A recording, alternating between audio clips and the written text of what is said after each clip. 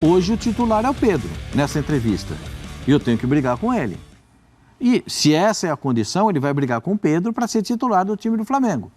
A gente tem que entender algumas convicções do Vitor Pereira. Você pode não concordar, mas você precisa entender as convicções do Vitor Pereira. Porque o Gabriel, na minha interpretação, o Gabriel precisa de 3 bolas, 4 bolas para fazer um gol.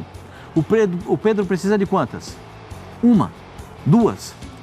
Você, na posição de centroavante, prefere o Pedro ao Gabigol? Prefiro, porque o Pedro tem o perfume que a bola gosta. O Gabigol também. Você já reparou? Você já reparou? O Gabigol é jogador de momentos decisivos. Nesse esquema de jogo que vem utilizando o Vitor Pereira, fica muito difícil a participação do Gabigol e do Pedro juntos. Pelo menos foi isso que eu entendi.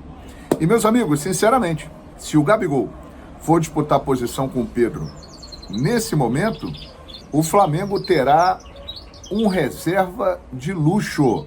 Terá um dos maiores ídolos da sua história no banco de reservas. Gabigol reserva nesse time do Flamengo, e a informação de jornalista, meu parceiro, que a gente vai conferir aqui agora. Então, meu irmão, assiste esse vídeo até o final. É muito importante você assistir até o término do vídeo, até o finalzinho mesmo, para você ficar por dentro de tudo. Primeiramente, vamos trazer o que a ESPN repercute sobre esse jogo Flamengo e Fluminense, sobre esse Gabigol reserva, Pedro titular. Temos aí o Pascoal, temos aí o André Plihal, temos a nossa comentarista aí também, desculpa, esqueci o nome dela, e depois também João Guilherme e informação do Vene Casagrande. É muito importante que você assista até o final, se inscreva no canal, acione o sino da notificação, amassa o like. Ao final do vídeo tem as minhas conclusões desse react aqui. Durante o vídeo também fiz uma pausinha ali. Belezinha? Então vambora. Vocês faz diferença no segundo jogo o Fluminense não ter o Fernando Diniz à beira do campo?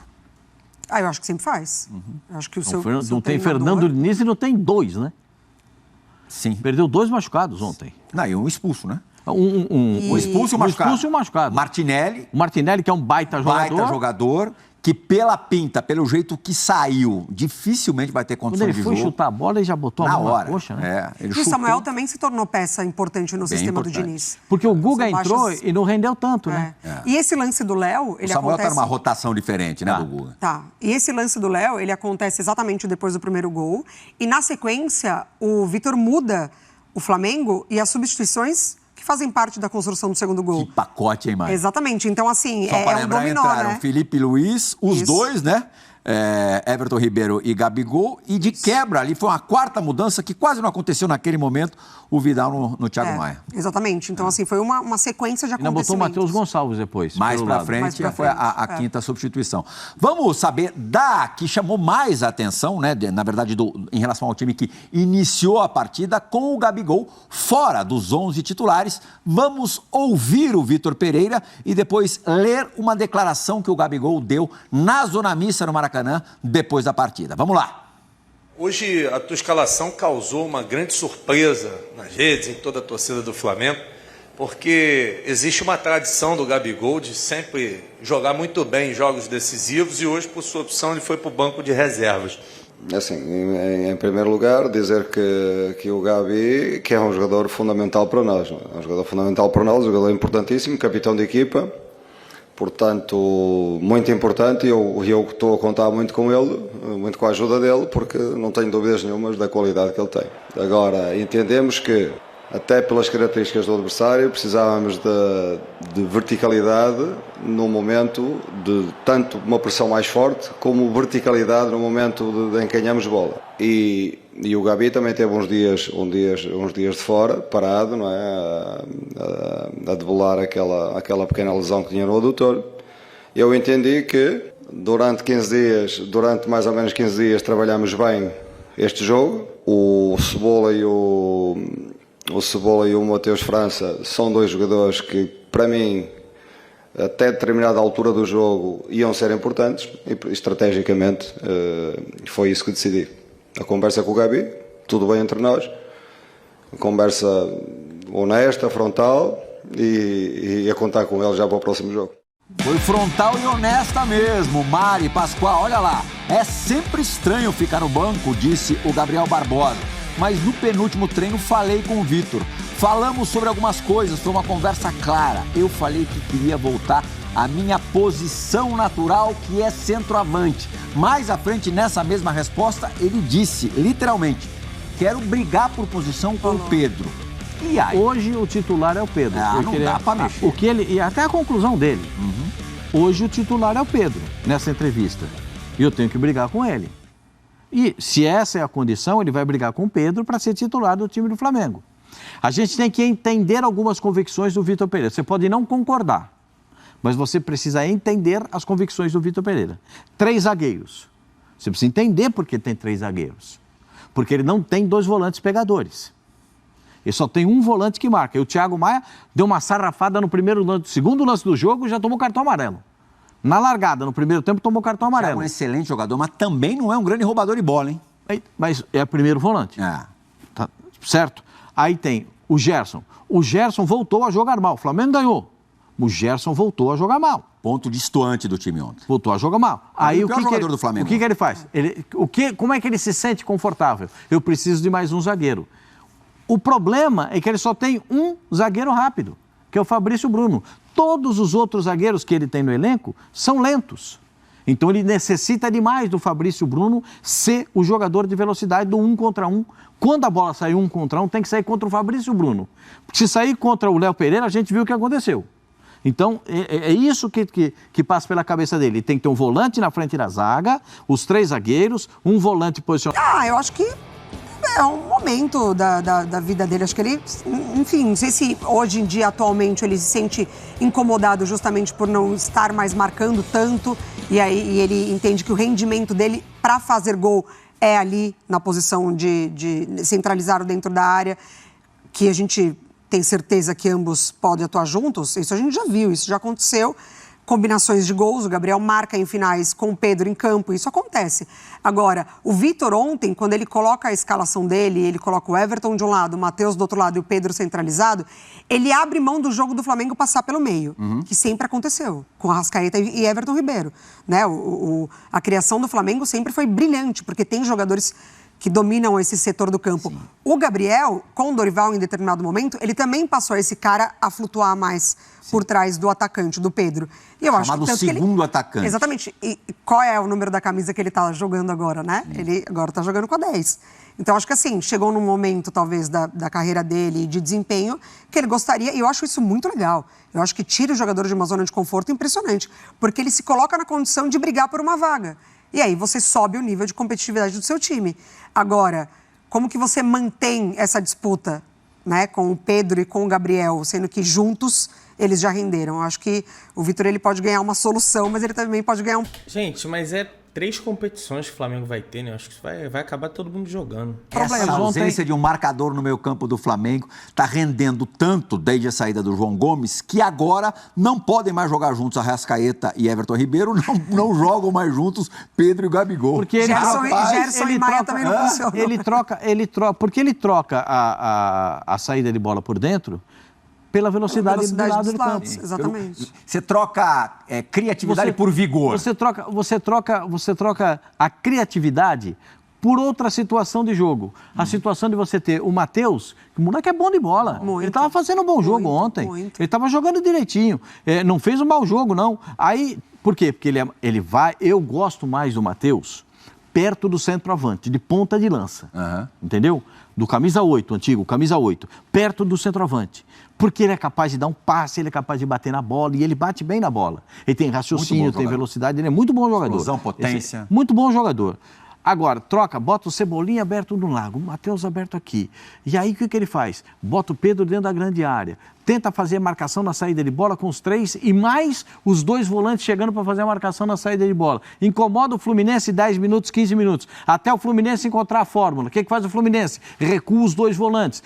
Vem buscar a bola com o Ganso um pouco mais por dentro. E aí consegue o desafogo. Quando consegue o desafogo e começa a criar o Fluminense, o Flamengo fica com o espaço para atacar o adversário, que era o que o treinador queria. Porque os times do Vitor Pereira gostam do espaço.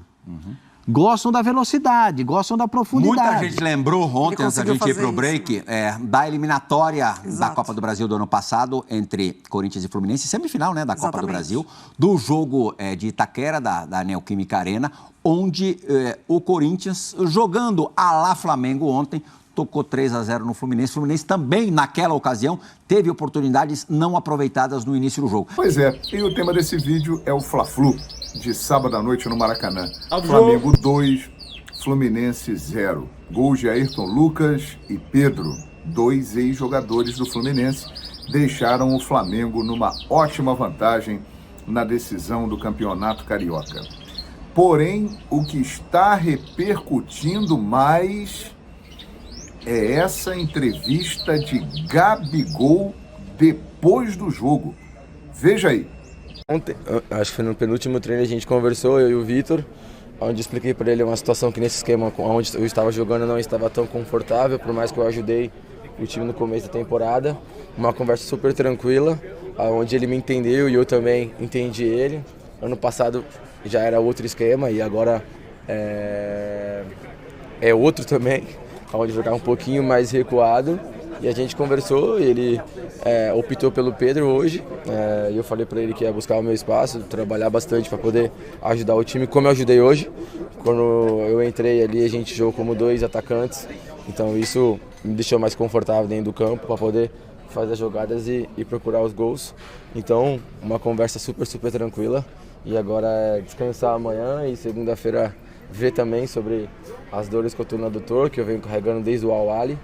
E quando eu tive essa semana de entre aspas, né, ali de trabalho na academia, me ajudou bastante. Ainda não estou 100%, mas melhorei bastante. Então vamos ver domingo e segunda para ver como é que vai ser para quarta-feira. Imagem feita pelo Rafa Melo, youtuber flamenguista. Grande abraço para o Rafa Melo, né, e obrigado aí por ceder as imagens. Minha gente, que declaração do Gabigol, hein? Vamos por parte. Primeiro, ele não foi escalado de início porque realmente não estava na sua melhor condição, né? Vinha aí de uma lesão que ele ainda sente, uma lesão muscular que, segundo ele, adquiriu na partida contra o Al-Ahly no Mundial de Clubes, e de lá para cá vem jogando no sacrifício. E a gente já falava aqui que o Gabigol está muito abaixo daquilo que ele pode apresentar.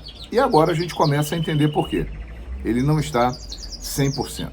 E outro ponto muito interessante aí, que mostra um relacionamento aberto, franco, com o técnico Vitor Pereira, e de fato que o grupo está fechado com ele. É inegável a liderança, a importância do Gabigol, e ele vem na coletiva depois do jogo e diz que teve uma conversa com o Vitor Pereira, que pediu para voltar a jogar na posição dele, ou seja, mais lá na frente, jogando como um atacante de área, né, coisa que ele não vinha fazendo, e que nós falamos aqui nesse canal num vídeo há um tempo atrás, você vai se lembrar, que não é a do Gabigol, aquele negócio de ficar aqui no meio campo, girando e tentando armar o jogo, que ele tem que ficar mais lá dentro da área. Ali ele se tornou um jogador muito importante, e ele disse que agora vai disputar posição com o Pedro.